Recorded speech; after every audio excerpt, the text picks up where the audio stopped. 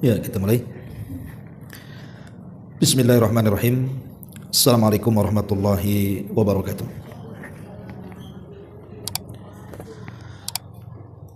Alhamdulillah wassalatu wassalamu ala Rasulillah wa ala alihi wa sahbihi wa mawalah wa la hawla wa la quwata illa billahi wa ba'du. Alhamdulillah, di pagi ini kembali kita bisa duduk untuk berthalabul ilmi, dan kita masih membahas tentang akhlak-akhlak keseharian dari kitab Al-Jami' min Bulughil Maram, dan kita masuk pada hadis ke-15. 15 kan? 16 ya. Baik, kita baca hadisnya. An Amr ibn Shu'aib an abihi an jaddihi radhiyallahu anhu qala qala Rasulullah sallallahu alaihi wasallam kul washrab walbas wa tasaddaq fi ghairi sarafin wala makhilatin, akhrajahu Abu Dawud wa Ahmad wa 'allaqahu al-Bukhari.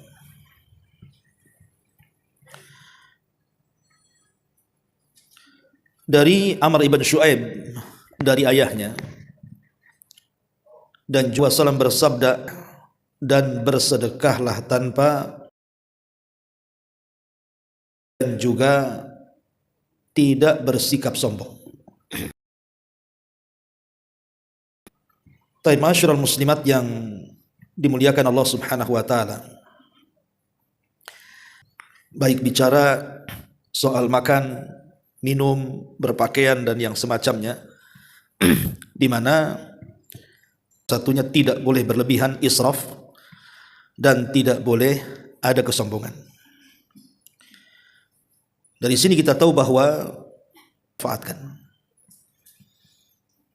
atau dengan kata lain, bahwa Allah Subhanahu wa taala asalnya menghalalkan bagi hamba-hambanya seluruh perkara dan juga rizki yang baik bagi hamba-hambanya, baik berupa makanan, minuman, pakaian, tempat tinggal, kendaraan, dan seluruh kebaikan yang ada di atas permukaan bumi ini pada dasarnya hukumnya halal, boleh dimanfaatkan, kecuali memang ada hal-hal yang memang tidak boleh dilakukan, seperti Allah mengharamkan bagi hamba-hambanya karena adanya kemudaratan, baik bagi agama, badan, akal, harta atau yang semacamnya.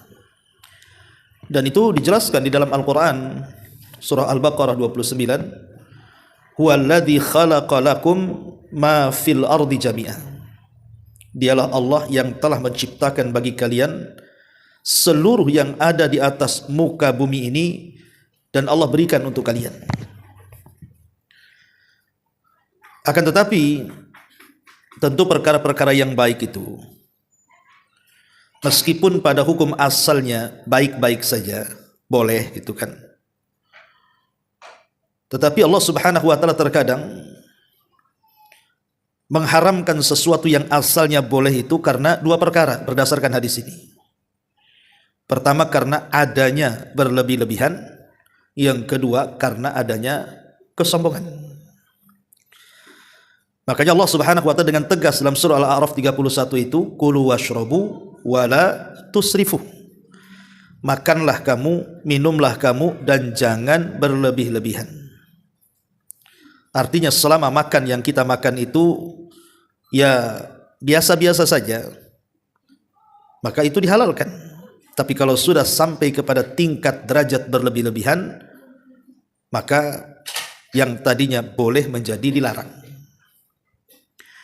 Ma'asyiral muslimat yang dimuliakan Allah Subhanahu wa taala, di dalam istilah bahasa Arab itu, Bu, ada istilah namanya tabdir, ada istilah israf.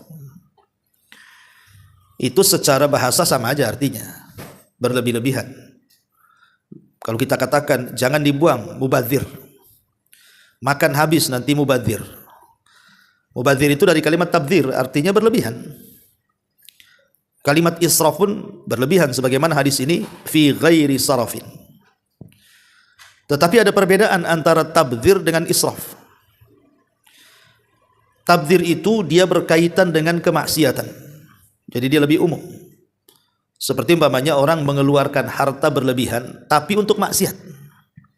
Nah, itu namanya mubadzir, Bu.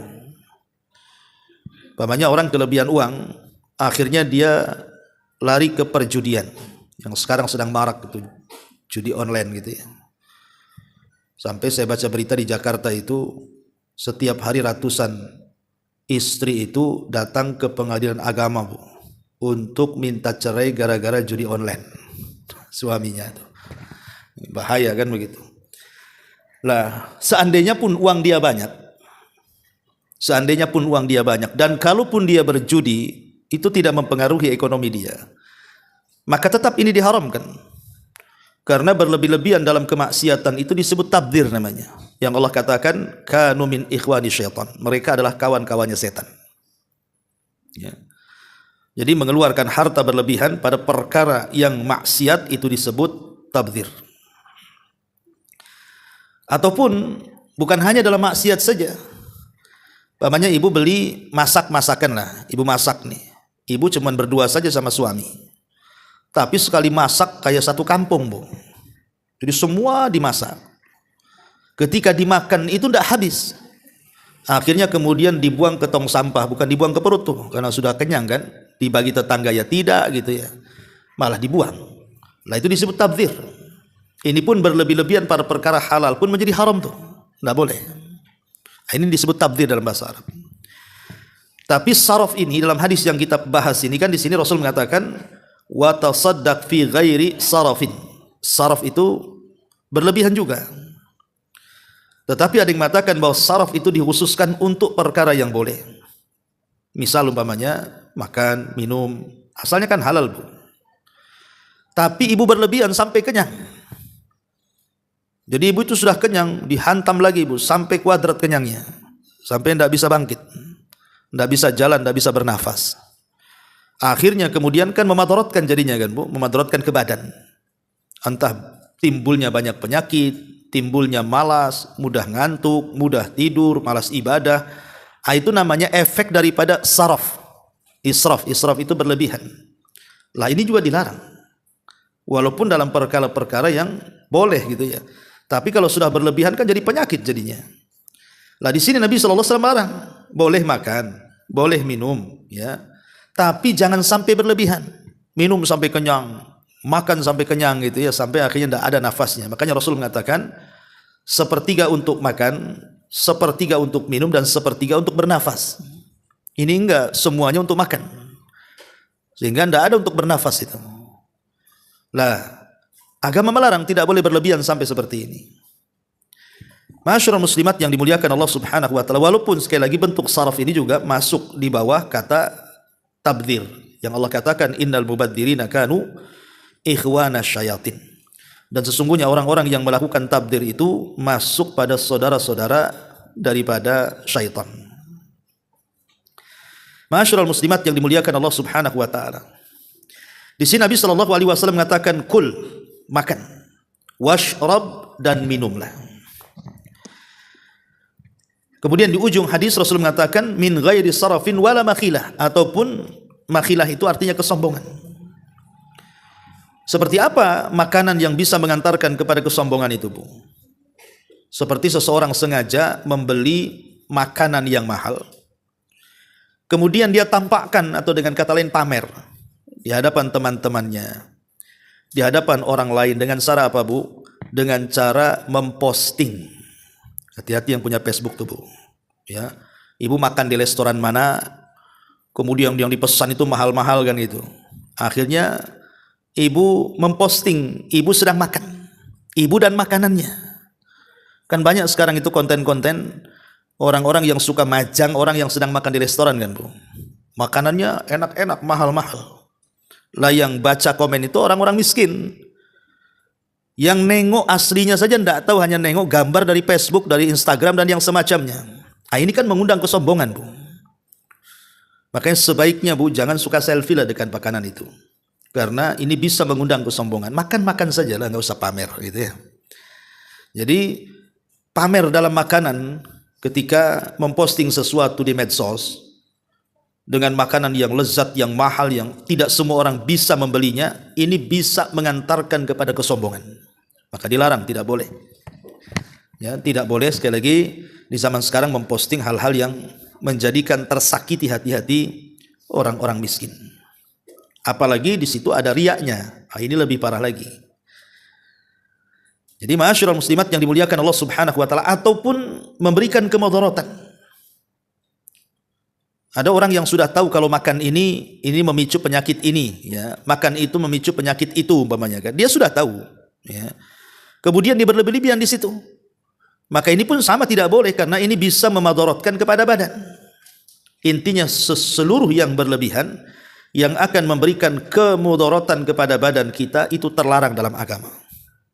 Lihat bagaimana indahnya Islam mengatur kesehatan, ya.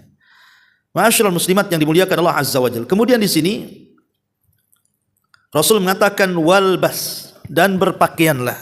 Sama juga, pakaian jangan berlebihan. Kan ada orang-orang yang kemudian suka pamer dengan pakaian dan ya, bukan cerita orang-orang di luar sana juga, kadang-kadang yang sudah ngaji sama juga kadang-kadang. Ya kan, ini ada cadar terbaru, ya ada lampu-lampunya di kepalanya. Ibu pakai pula malam-malam di situ. Siapa itu pakai cadar di lampunya tuh? Jadi hal-hal yang seperti itu bisa mengundang pamer kan. Itu namanya pakaian syuhrah. Pakaian yang tidak wajar dipakai manusia. Sehingga mengundang orang memandang ibu. Pakaian itu kan fungsinya menutup aurat, bukan pamer. Ataupun ibu membeli pakaian yang berlebihan dengan harga yang mahal sekali, padahal seandainya pakaian-pakaian yang ya standar harganya lah, itu juga sudah layak dan cocok ibu pakai gitu. Tapi ada orang-orang yang kemudian membeli pakaian tuh yang selangit harganya, untuk apa berlebihan? Bagus seandainya dia beli pakaian banyak yang murah-murah kemudian disedekahkan kepada fuqara wal masakin, kan lebih manfaat lagi. Ya. Karena terkadang banyak orang yang mengoleksi pakaian itu tidak dipakai, karena ibu sendiri nggak mungkin sekali pakai 7 lapis kan bu. Ya pasti satu aja pakaian itu yang ibu pakai, nanti ganti lagi. Jadi jangan berlebihan, secukupnya saja. Kemudian di sini Rasul mengatakan watasaddaq, dan bersedekah. Tentu yang dimaksud sedekah di sini bukan sedekah wajib, bu, karena sedekah wajib ini kan terbatas ukurannya atau besarannya, seperti zakat mal umpamanya kan, atau zakat fitrah. Jadi tidak mungkin israf berlebihan karena sudah ada takarannya, ada haulnya, ada nisabnya, ya. Tapi yang dimaksud di sini adalah sedekah sunnah. Ada orang yang ingin bersedekah berlebihan, sehingga akhirnya kemudian karena berlebihan dalam bersedekah menyakiti keluarganya. Menyakiti keluarganya ini kan banyak juga orang yang sebenarnya orang itu dermawan, tapi karena berlebihan akhirnya menyakiti keluarganya. Contoh umpamanya orang yang bersedekah dengan wasiat. Anaknya banyak, malah kemudian diwasiatkan seluruh hartanya untuk pesantren, untuk masjid, untuk panti asuhan dan yang lainnya, sementara ahli warisnya tidak dapat apa-apa. Itu kan tidak boleh. Boleh seseorang itu berwasiat, tapi tidak boleh lebih daripada 1/3 harta, karena 2/3 itu milik ahli warisnya.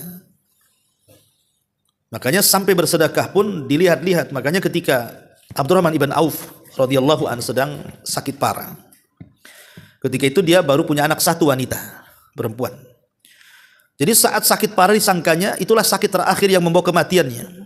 Jadi ketika Nabi SAW duduk di samping Abdurrahman ibn Auf itu, Abdurrahman ibn Auf sempat berwasiat untuk menginfakkan seluruh hartanya, tapi Rasul melarang.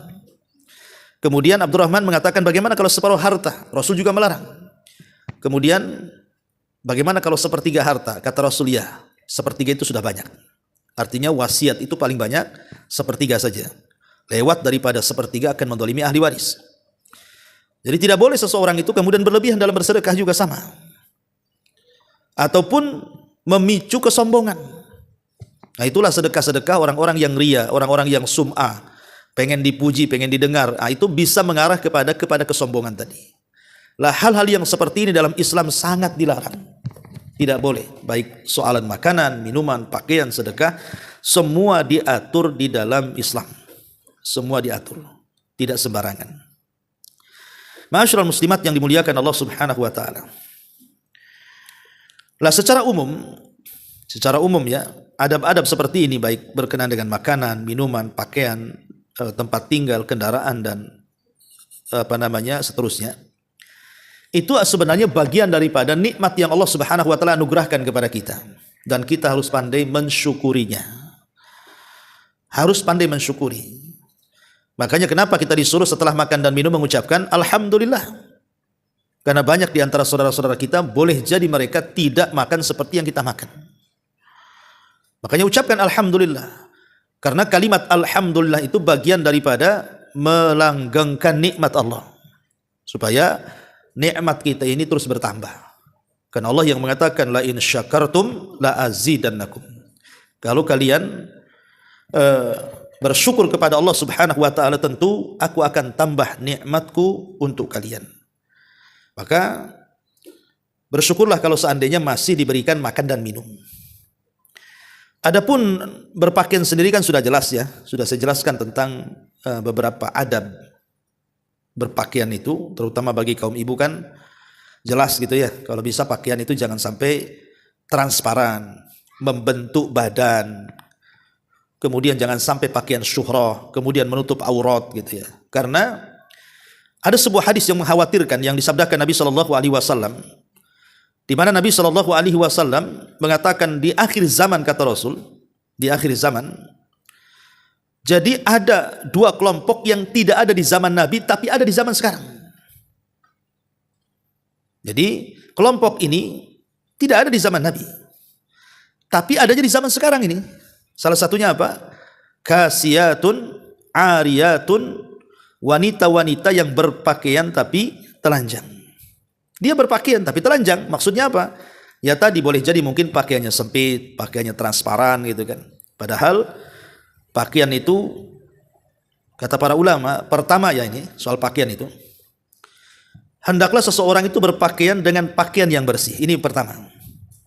Kalau ibu mau berpakaian, pakailah dengan pakaian yang bersih. Yang kedua, satiran lil aurah, menutup aurat. Kemudian yang ketiga, tidak boleh tasyabuh dengan pakaian laki-laki.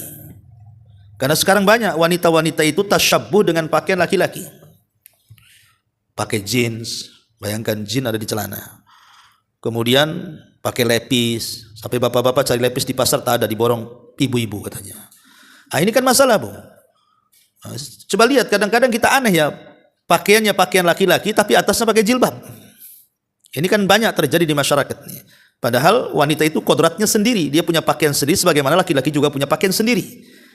Maka tidak boleh pakaian wanita itu menyerupai pakaian laki-laki ataupun sebaliknya.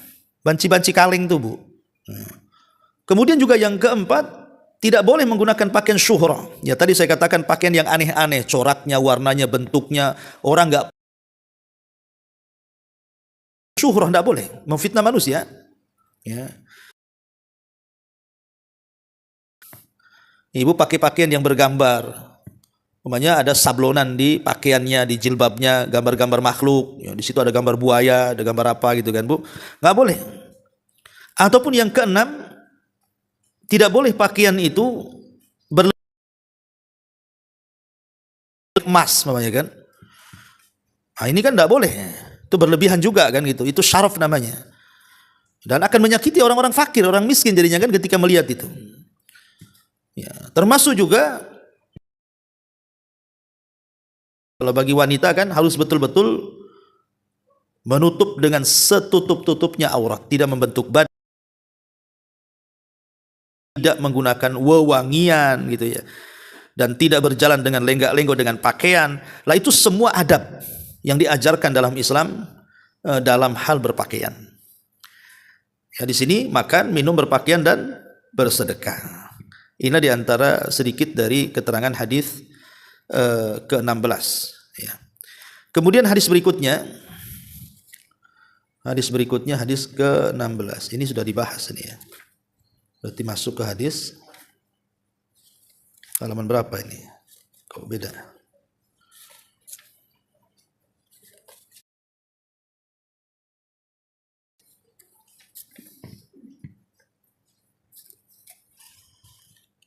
Berarti ini bab baru ya. Penjelasan semua hadis ini berkaitan dengan adab-adab yang disyariatkan. Adab tersebut agar para penuntut ilmu memperhatikannya kemudian berhias dan berakhlak dengannya dalam rangka menjalankan perintah dan meneladani Nabi sallallahu alaihi wasallam. Berarti ini masuk pada bab baru ya. Baik, hadis pertama.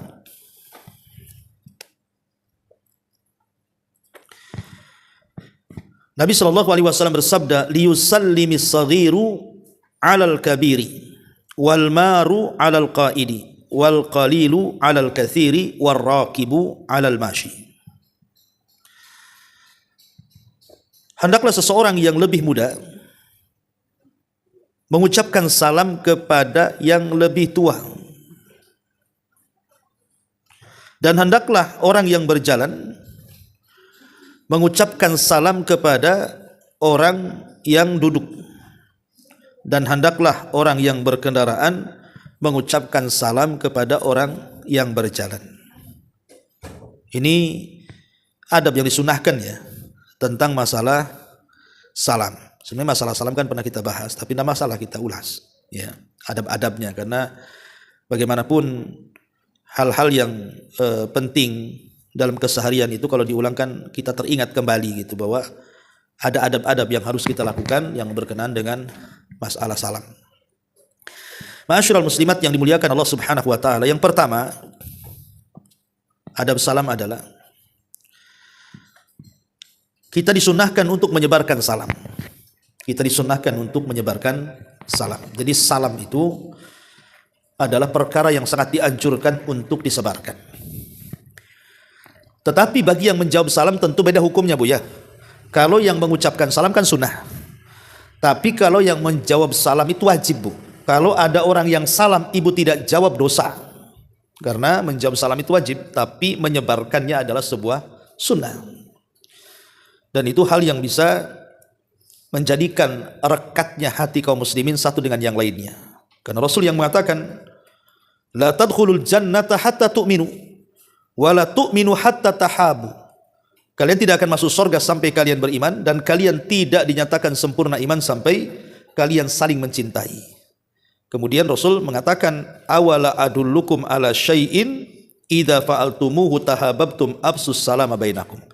Maukah ku ajarkan kepada kalian, kalau kalian lakukan nih, maka kalian akan saling mencintai. Maka Rasul mengatakan sebarkan salam. Jadi salam itu hakikatnya merekatkan hati kaum muslimin. Yang kedua, adamul iqtisar fi ilqa'is salam ala man ya'rif faqat. Jangan sampai Bu mengucapkan salam itu dilontarkan kepada yang dikenal saja. Yang enggak kenal ibu enggak mau salam. Nah, ini yang banyak nih. Yang sering saya istilahkan kalau jemaah pengajian di sini itu dari jauh saja sudah salam tuh Bu. Padahal jauh orangnya, dengar tak dengar pun udah salam tuh. Karena jemaah pengajian Bu. Tapi kalau bukan jemaah pengajian walaupun depan mata biasa aja. Nah, ini salah, ini tanda-tanda kiamat. Salam itu bagi orang yang kita kenal ataupun yang tidak kita kenal. Selama zahirnya muslim atau muslimah, sampaikan salam.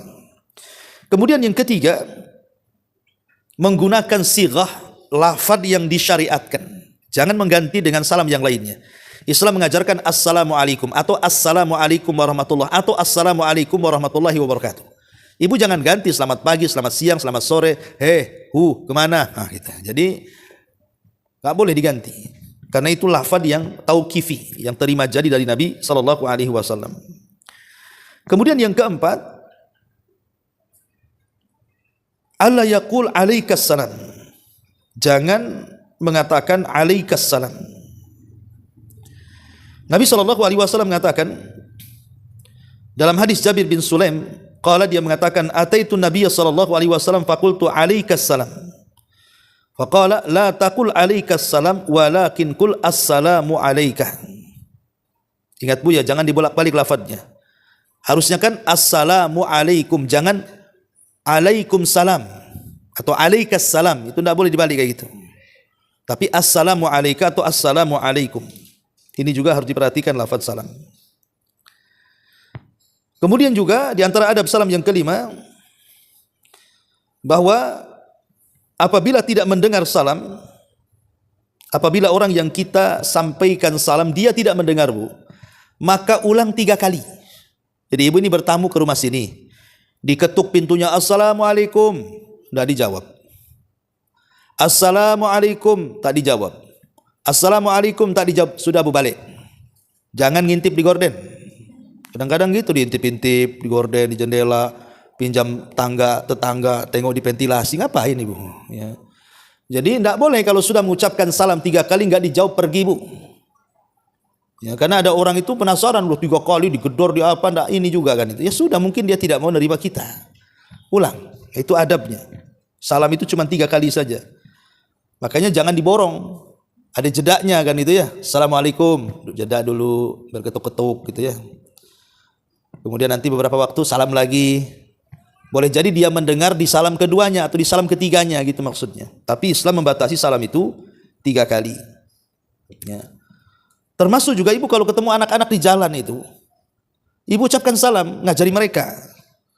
Karena ada riwayat dari Anas bin Malik radhiyallahu an, Nabi SAW itu kalau berjumpa dengan anak-anak dia mengucapkan salam. Ya, artinya kan mengajarkan anak-anak untuk salam. Dan lebih baik lagi kalau ibu mengucapkan salam diiringi dengan senyum. Diiringi dengan senyum.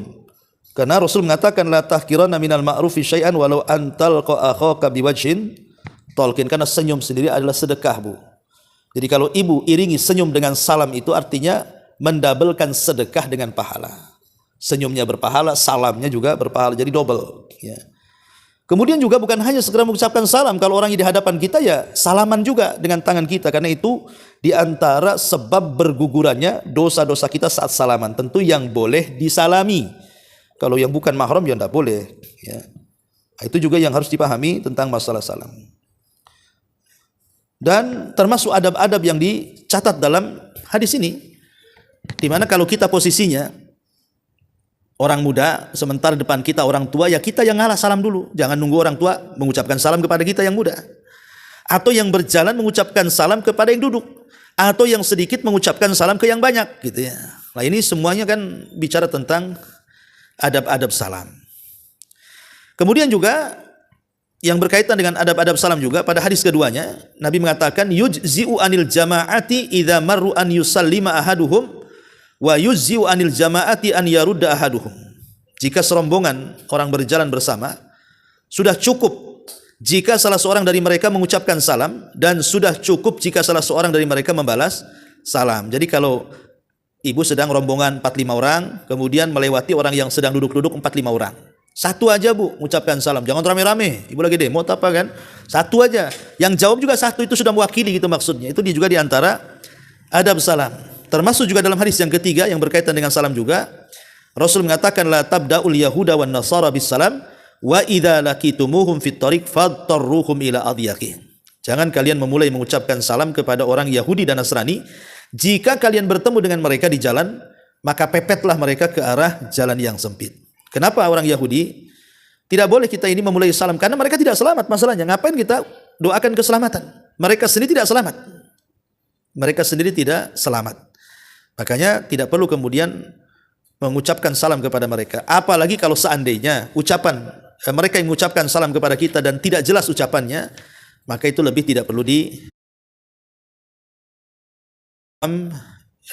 inilah keterangan hadis tentang masalah salam. Sebenarnya ini kan hanya syarahan saja Bu ya.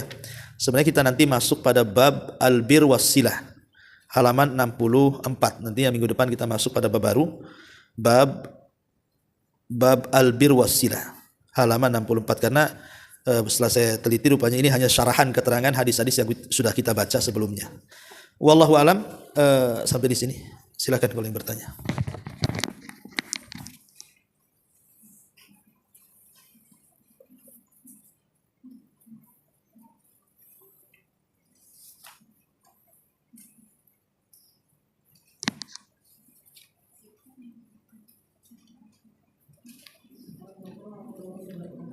Waalaikumsalam.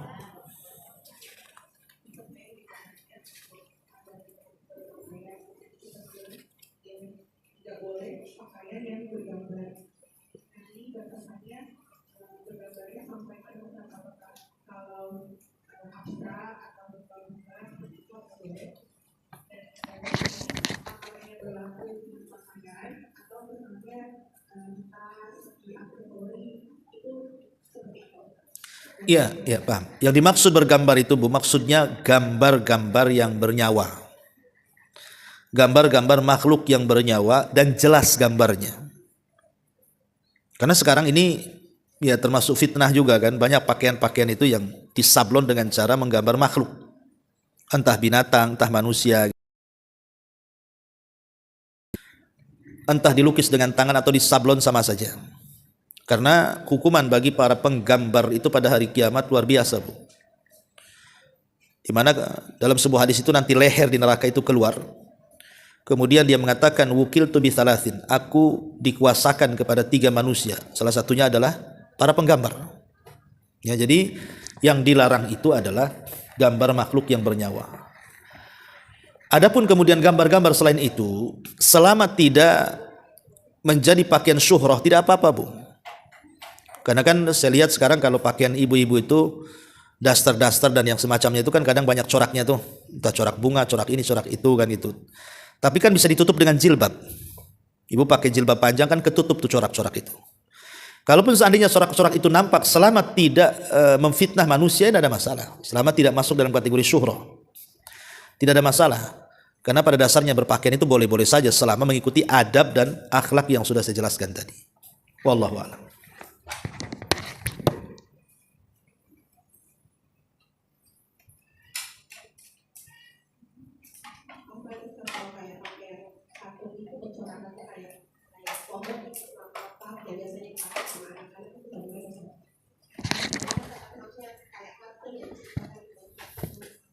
Iya, justru kalau seandainya dia membuat binatang yang atau makhluk yang tidak pernah Allah ciptakan itu lebih parah lagi Bu. Umpamanya dia melukis makhluk yang kepalanya lebih besar daripada badannya. Padahal Allah tidak menciptakan makhluk seperti itu. Atau kakinya lebih besar dibandingkan badannya. Seperti kartun-kartun itu kan. Maka itu lebih parah lagi. Karena Allah tidak menciptakan, dia menciptakan pula kan gitu. Dia menggambar. Maka sebaiknya Bu, saya sarankan saja kalau beli pakaian untuk anak-anak itu. Ya sebaiknya itu ya cari gambar-gambar yang tidak bernyawa. Saya kira itu lebih selamat. Ya lebih selamat gitu ya. Karena kan banyak pakaian-pakaian yang tidak bernyawa kan, entah gambar gunung, entah gambar pohon, entah gambar apa gitu. Yang penting jauhi makhluk yang bernyawa. Maka insya Allah itu lebih selamat. Daripada kita masuk di situ yang kemudian dikhawatirkan itu masuk pada kategori dalam hadis-hadis yang dilarang tentang hukum seputar gambar. Wallahu a'lam.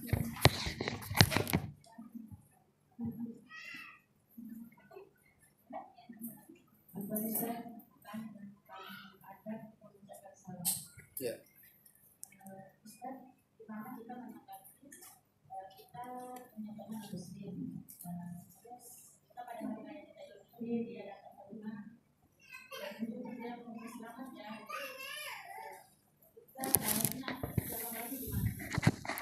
Mengucapkan salam atau selamat ya gitu.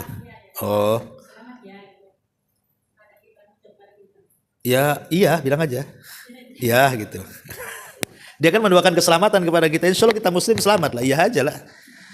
Nah, itu. Tapi kalau dia kemudian mengucapkan salam kepada kita, assalamualaikum, jelas-jelas, fasih, tidak ada lafad-lafad yang samar. Kadang-kadang lebih fasih pula mungkin karena pernah jadi TKW di Arab mungkin.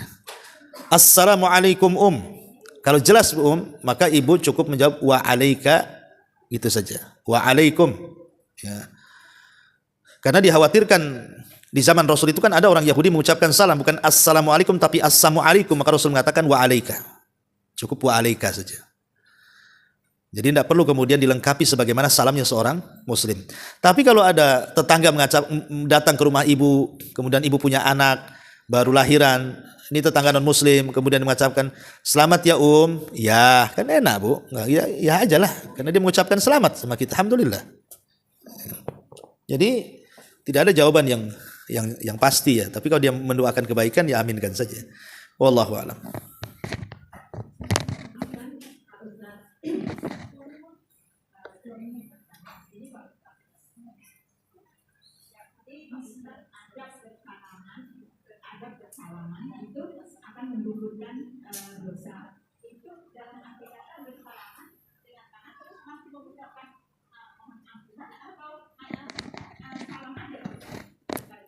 Iya, mengucapkan salam. Kita kan jumpa dengan kawan nih.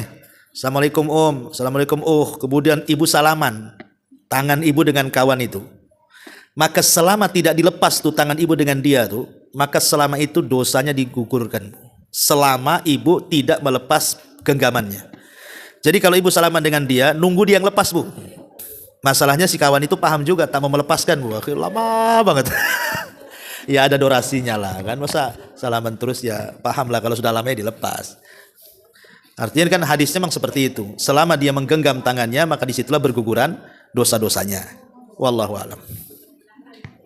Ya, ya, saya kira cukup ya. Subhanakallah bihamdika, asyhadu an la ilaha illa anta astaghfiruka wa atubu ilaik. Allahu